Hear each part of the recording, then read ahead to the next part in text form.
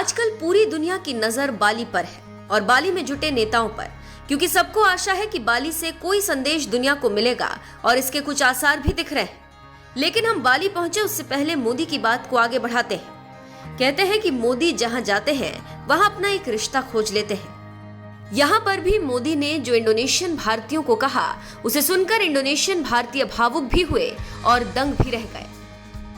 पहले आप पीएम मोदी के इंडोनेशिया और भारत के जोड़े रिश्तों को देखिए। क्या कहा पीएम मोदी ने?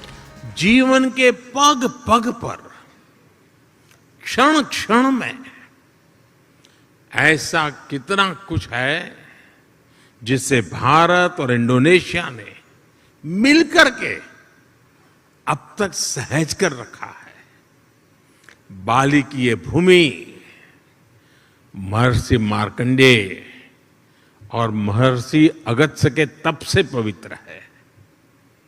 भारत में अगर हिमालय है तो बाली में आगुंग पर्वत है।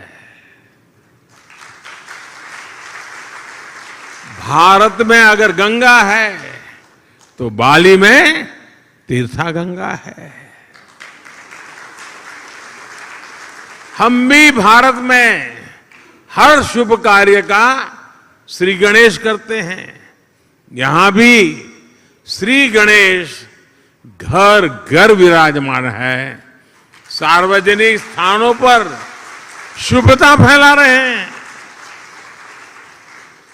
पूर्णिमा का व्रत, एकादशी की महिमा, त्रिकाल संध्या के जरिए सूर्य उपासना की परंपरा, मां सरस्वती के रूप में ज्ञान की आराधना, अनगिनत चीजें हम कह सकते हैं।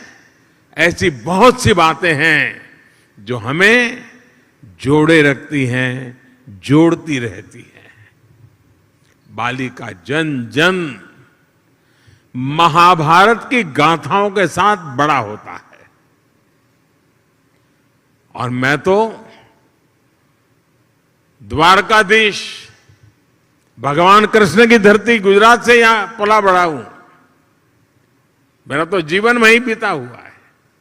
बाली के लोगों की जैसी आस्था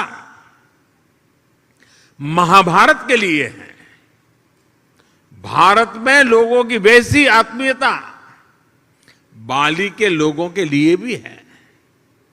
आप यहां पर भगवान विष्णु और भगवान राम की आराधना करते हैं, और हम जब भारत में भगवान राम की जन्मभूमि पर भव्य राम मंदिर की नींव रखी जाती है तो इंडोनेशिया की रामायण परंपरा को भी गर्व से याद करते हैं।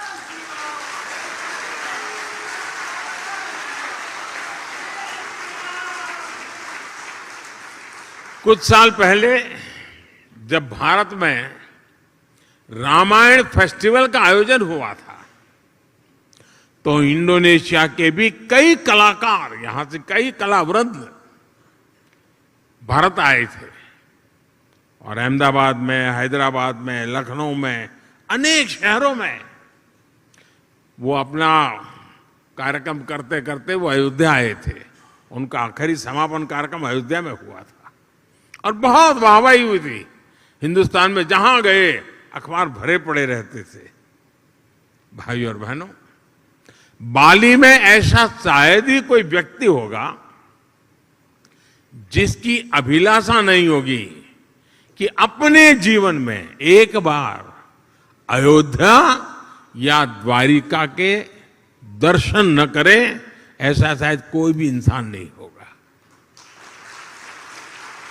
भारत में भी लोग प्रम्बानन मंदिर और गरुड़ विष्णु केनकाना की भव्य प्रतिमा के दर्शन करने के लिए बहुत ही इच्छुक रहते हैं। कोरोना काल से पहले एक साल में ही 5 लाख से ज्यादा भारतीयों का अकेले बाली आना ही इसकी गवाही देता है। तो सुना आपने क्या कह रहे हैं पीएम मोदी इंडोनेशियन भारतीयों को। इसके साथ ही साथ पीएम मोदी ने कहा कि बाली से 1500 किलोमीटर दूर भारत के कटक में महानदी के किनारे बाली यात्रा का महोत्सव मनाया जा रहा है, जो भारत और इंडोनेशिया के बीच हजारों वर्षों के ट्रेड रिलेशन को सेलिब्रेट करता है। पीएम मोदी ने कहा, अपनत्व के विषय में भारत की तारीफ होती है, लेकिन इंडोनेशिया के लोगों में भी अपनत्व कम नहीं है। तो आप समझ सकते हैं कि क्या कहकर इंडोनेशियन भारतीयों का दिल पीएम मोदी ने मोह लिया। जानकारी देते चले कि पहले दिन पीएम मोदी ने फ्रांस, अमेरिका समेत कई देशों के राष्ट्राध्यक्षों से मुलाकात की और द्विपक्षीय वार्ता की।